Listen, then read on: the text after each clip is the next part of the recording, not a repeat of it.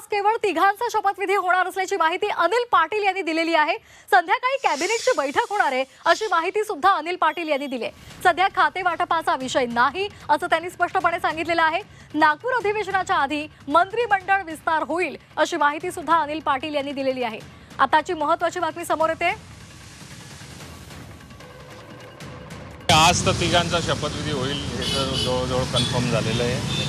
2 उपमुख्यमंत्री आणि 1 मुख्यमंत्र्यांचा शपथविधी आज होईल आणि पुढच्या 2 दिवसामध्ये 7 आणि 8 तारखेला सगळ्या आमदारांचा विधान भवनामध्ये जो शपथविधी जो काही आमदार झाल्यानंतर करायचा असतो त्याची तयारी, त्याच्यानंतर मग संध्याकाळी कॅबिनेट झाल्यानंतर पुढे अध्यक्षाची निवड कशी असेल, राज्यपालांचं अभिभाषण कशी असेल, त्या पुढच्या अधिवेशनाची तयारी काय या बाबतीमध्ये साधारण दादांनी चर्चा केली आणि आमदारांना सूचनाही दिल्या 2 दिवसामध्ये आपला शपथविधी उरकवायचा।